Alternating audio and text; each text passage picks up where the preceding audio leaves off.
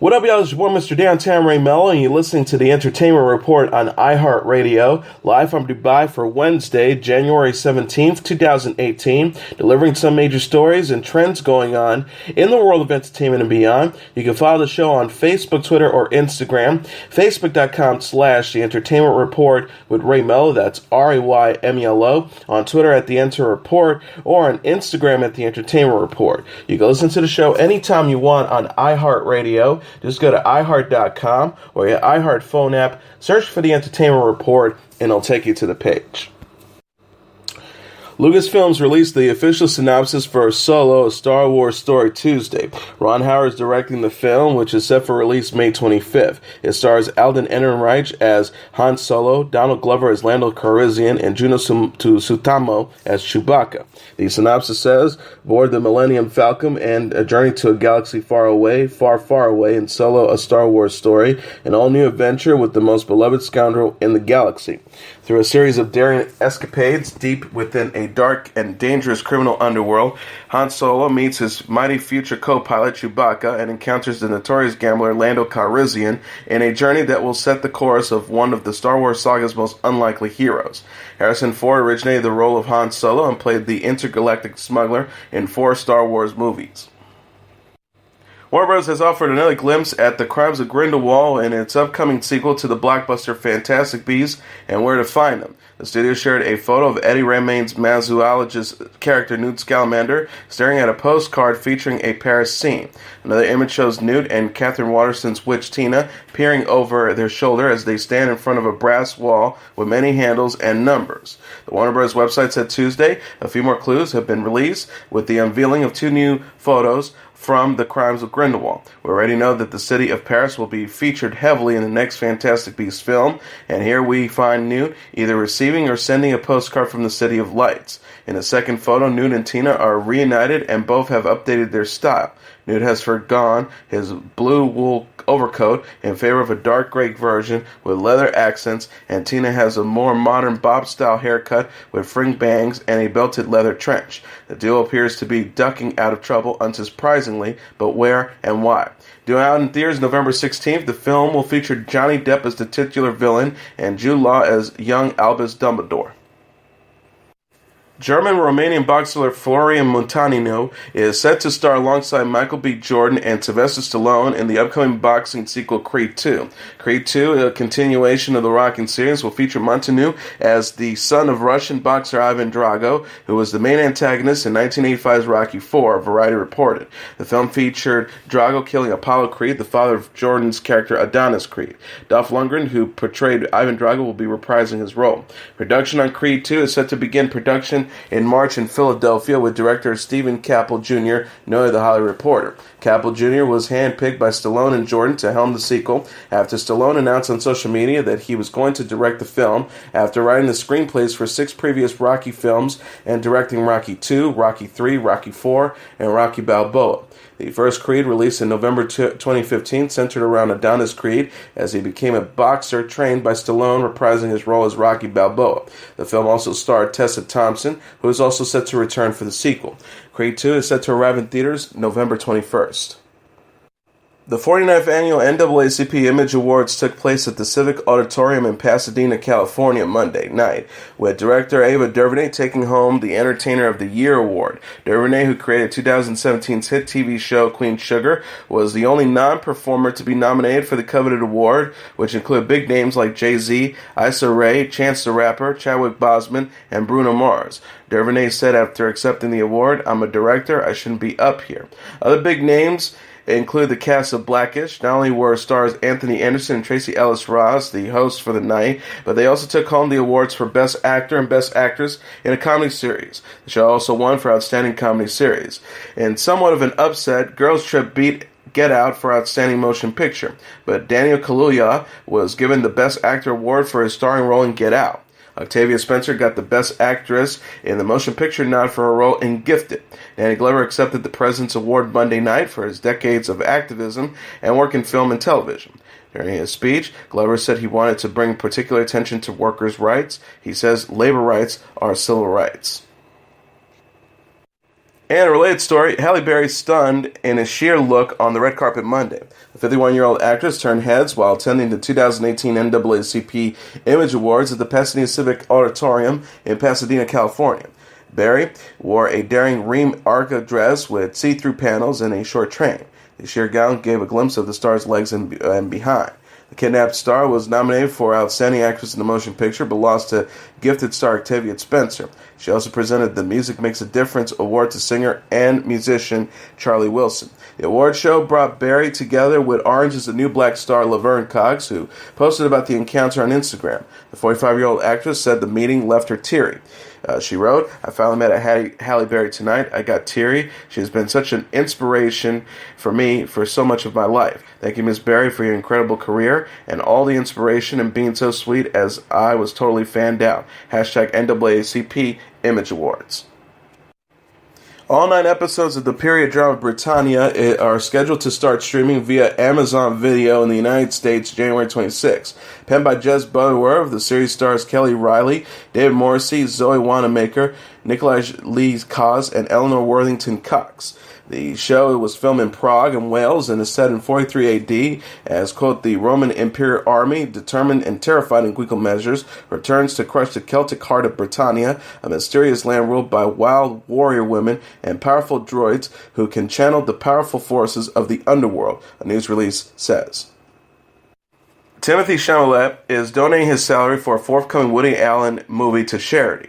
The 22-year-old actor vowed in an Instagram post Monday to give his pay from Allen's A Rainy Day in New York to Time's Up and Equality and Anti-Harassment Campaign, RAIN, the Rape, Abuse, and Incest Network, National Network, and the LGBT Center in New York. He wrote, "I've been asked in a few recent interviews about my decision to work on a film with Woody Allen last summer. I'm not able to answer the questions directly because of contractual obligations, but what I can say is this. I don't want to profit from my work on the film, and to do that end, I'm going to donate my entire salary to 3 charities." Chalamet says he came to the decision after, quote, learning that a good role isn't the only criteria for accepting a job, and witnessing, quote, the power and the birth of a powerful movement in the wake of sexual harassment and abuse allegations against powerful Hollywood players. He says, "I want to be worthy of standing shoulder to shoulder with the brave artists who are fighting for all people to be treated with the respect and dignity they deserve." Chalamet's co-star Rebecca Hall announced Friday she will donate her salary to Time's Up. She referenced long-standing allegations Allen sexually abused his daughter Dylan Farrow as a child in a post explaining the decision. The actress said, "After reading and rereading Dylan Farrow's statements on a few days ago and going back and reading the older ones, I see not only how complicated this matter is, but that my actions have made another woman feel silenced and dismissed. I'm profoundly sad." Allen has previously denied the allegations of abuse. A Rainy Day in New York will open in theaters this year. Liam Hemsworth rang in the perfect birthday with fiancée Miley Cyrus in his home country of Australia. People reported Monday that the Hunger Games star celebrated his 28th birthday at a festive outing with the 25-year-old American singer and his parents Craig and Leanne Hemsworth. Hemsworth, who turned 28 on Saturday, was spotted with Cyrus and his parents at a cafe outside Byron Bay. The actor wore a sleeveless t-shirt and shorts, while Cyrus sported a crop top and cutoffs. Hemsworth captioned a photo on Instagram, "Perfect birthday, minus my dad's hairy fingers digging in my pizza. Thanks for the birthday wishes, everyone." Cyrus was among those to wish Hemsworth a happy birthday online. She posted a cute collage of photos with the Hunger Games star, calling him her best friend in the caption. The star wrote, "Happiest birthday to my very best friend on the entire planet. I love you." Hemsworth and Cyrus reconciled in January 2016 after ending their engagement in 2013. The singer said in the May 13th issue of Billboard that she and Hemsworth had to refall for each other following their split. She says, "I needed to change so much, and changing with someone else not changing like that is too hard. Suddenly you're like, I don't recognize you anymore. We had to refall for each other." Celebrity couple Kim Kardashian and Kanye West have welcomed the daughter via surrogate. The 37-year-old reality star and 40-year-old rapper expressed their gratitude in a post on Kardashian's website Tuesday after their surrogate gave birth to a baby girl. Kardashian wrote, "Kanye and I are happy to announce the arrival of our healthy baby girl, and they already share 4-year-old daughter North and 2-year-old son Saint with West." She added, "We're incredibly grateful to our surrogate who made our dreams come true with the greatest gift one could give, and to the wonderful doctors and nurses for their special care. North and Saint are especially thrilled to welcome their baby sister.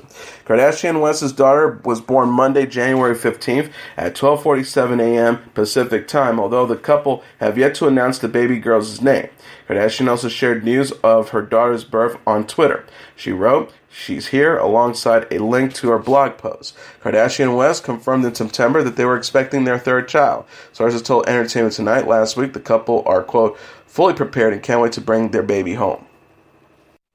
Bachelor in Paradise alum Carly Waddle celebrated an enchanting and whimsical baby shower. The 32-year-old reality star was fiat alongside husband and Season 3 co-star Evan Bass at a party Sunday ahead of the birth of their baby girl. Waddle shared a slideshow of photos Monday from the celebration in Nashville, Tennessee. Fellow Bachelors alum Caitlin Bristow, Julia Kinney, and Jay Roper were among the guests in attendance. Waddle wrote, "Yesterday was the most enchanting celebration for little Bella. We were surrounded by love and laughter from friends and family in a whimsical fairy land.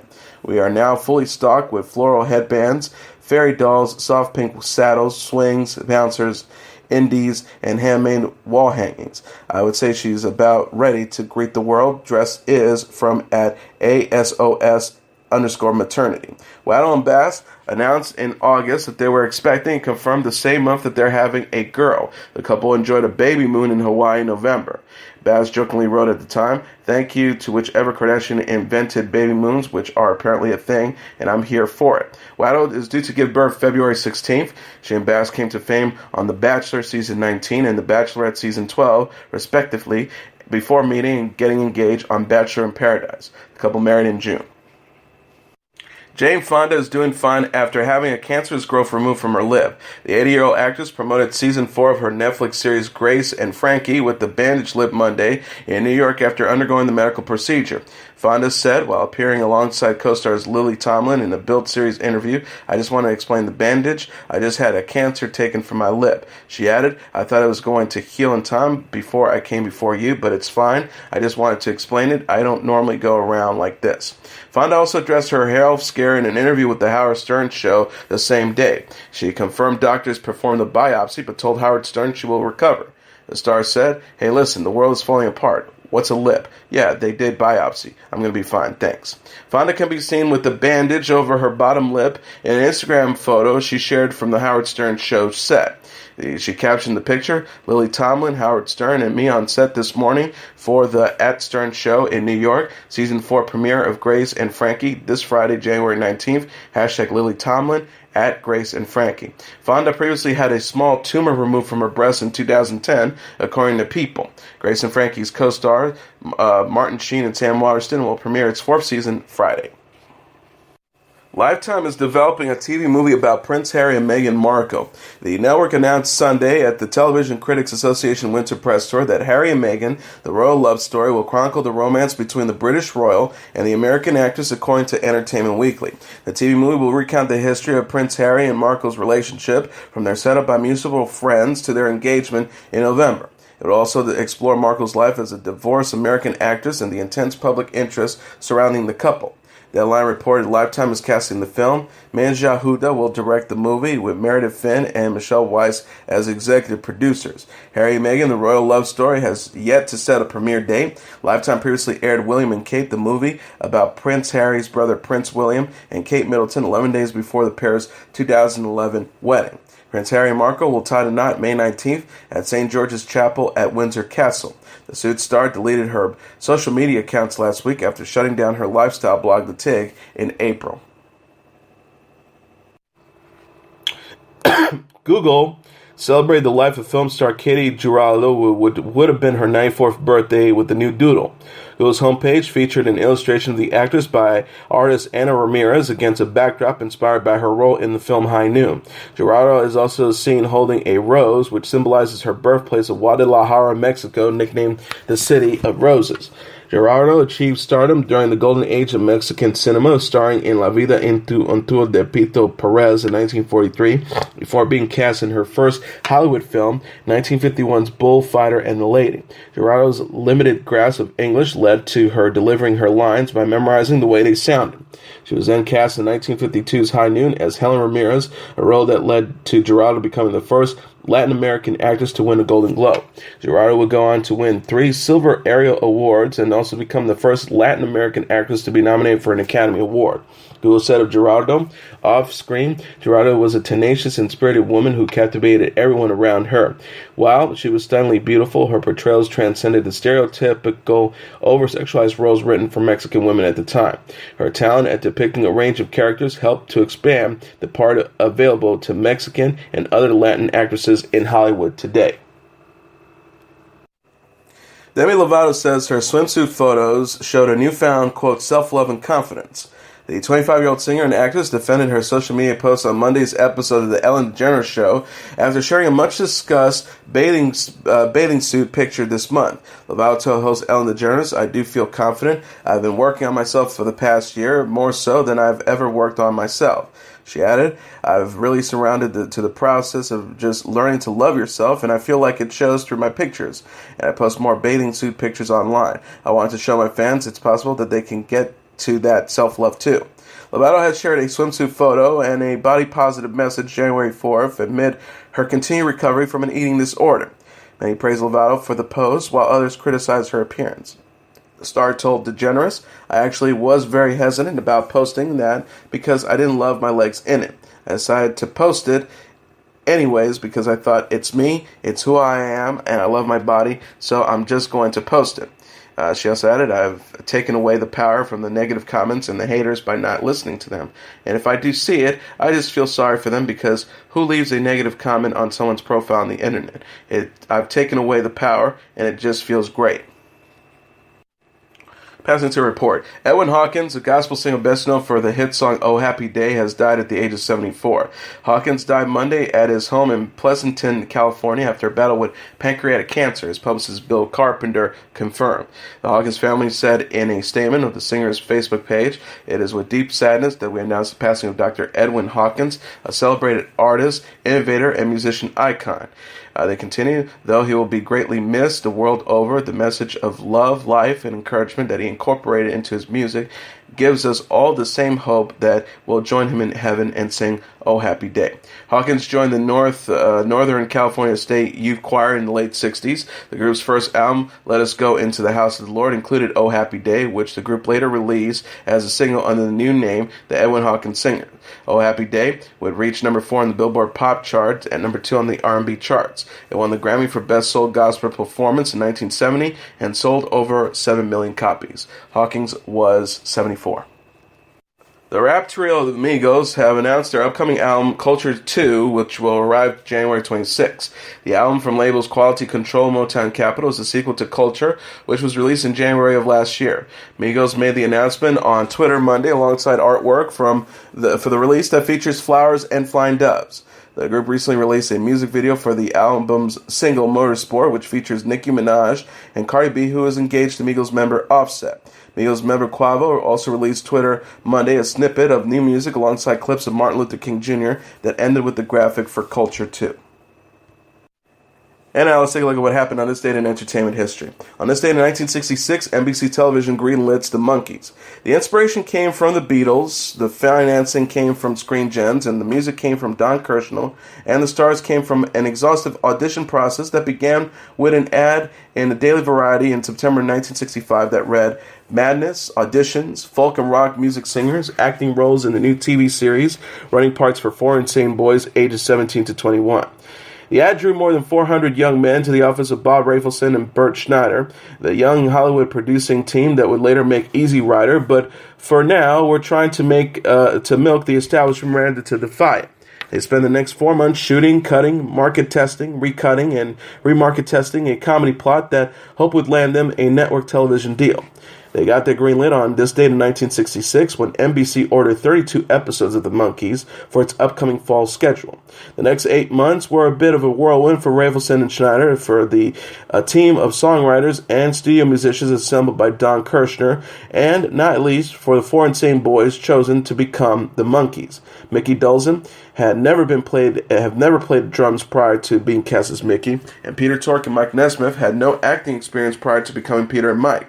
Davy Jones was already a triple threat in the area of acting, singing, and being cute, but it had never been Rafelson and Schneider's attention to find such all-around professionals. Schneider explained to the press ahead of the NBC premiere of the Monkees in September 1966, "We wanted guys who could play themselves. We didn't even look at actors. We didn't even look at it for experienced rock and roll groups." The strategy and indeed the entire grand scheme behind the Monkees succeeded beyond all expectations. Not only did the television show find success against formidable competition in its time slot from Gilligan's Island, but the group that was a made-for-TV knockoff of the Beatles soon had actual records that were outselling the Beatles themselves. Vincent Canby of the New York Times foresaw the commercial success of Rafelson and Schneider's creation the moment he witnessed the reaction of a crowd of preteens during a promotional appearance by the Monkees just 3 days before their network debut. Canby wrote, "The Monkees' appearance yesterday afternoon at the Broadway was just part of an elaborate campaign to capture the teenage imagination. The thoroughness of the campaign, as shown yesterday, might prompt renewed debate on the age-old question of free will. Do the teenagers have a chance these days?" Also on this date in 1984, the U.S. Supreme Court decides Universal versus Sony as VCR usage takes off. 8 years after it began, the court battle of the legality of the VCR and its allegedly detrimental effect on the motion picture industry comes to an end when the U.S. Supreme Court ruling issued on this date in 1984 in Universal versus Sony. The case marked the Hollywood establishment's first response to the revolutionary development of the home video technology. After a development process initiated by its innovative founder, Aiko Morita, Sony introduced its affordable Betamax videotape recorder to the U.S. market in 1976. As Maria explained, consumers can now time-shift programs or record shows broadcast when they are at work, at school, or otherwise engaged, and watch them at a later time. Not surprisingly, many Hollywood honchos, including MCA Universal's Lou Weiserman, saw the VCR as a direct threat to the studio's most valuable asset, their movie and television libraries. Weiserman already had his own version of the home video device called DiscoVision under development, but he wanted consumers to buy recorded materials from the studios instead of being able to record it themselves. Along with Walt Disney Productions, Wasserman's Universal filed a lawsuit against Sony in the U.S. Federal District Court of Los Angeles in November 1976. The lawsuit charged Sony with copyright infringement and sought to block the sales of Betamax machines. In defense, Sony claimed that consumers had the absolute right to record programs at home for private use. The company compared the VCR to the audio cassette recorder introduced in the 1960s and used by millions of consumers to record music from the radio and other sources. The case went to trial in January 1979, and that October, the U.S. District Court ruled in favor of Sony, saying that taping material for private entertainment purpose was fair use and that the plaintiffs had not proven that the practice harmed the motion picture industry. The U.S. Court of Appeals reversed the decision in October 1981, but by that time, its verdict would at the very least have been much more difficult to enforce. Annual VCR sales had increased from 30,000 in 1976 to 1.4 million in 1981. In that same time period, Sony had lost its lead video recording marketplace to a rival company, Matsushita, and its competitive home video system, or VHS format, which had improved on the Betamax formula by making the recorded time of the tapes far longer, if not lower quality. By 1981, a number of Japanese manufacturers were vying to supply U.S. consumers with VHS technology, and the price of a video recorder, once as high as $1,295, was becoming affordable to middle-class Americans. Universal versus Sony eventually made it all the way to the U.S. Supreme Court, which reversed the appeals court decision on January 17, 1984. 2 years later, 50% of American homes had VCRs, and the sales of movies on video cassette were greater than the annual theatrical box office haul. In the end, though, Disney lost the lawsuit. New management, led by the young Michael Eisner, hired just months after the verdict was in, spearheaded the release of classic Disney movies on videotape. Within a decade, 7 of these had entered the list of top 10 best-selling videos of all time, and Disney had an entirely new stream of profits. And as your entertainment report for Wednesday, January 17th, 2018, I'm your host, Mr. Downtown Ray Melo. I'll be back tomorrow to deliver some major stories and trends going on in the world of entertainment and beyond. You can follow the show on Facebook, Twitter, or Instagram. Facebook.com/The Entertainment Report with Ray Melo, that's RAYMELO, on Twitter at The Enter Report, or on Instagram at The Entertainment Report. You can listen to this episode or any previous episodes of The Entertainment Report anytime you want on iHeartRadio. Just go to iHeart.com or your iHeart phone app. Search for the Entertainment Report, and it'll take you to the page. Good night, and God bless you all.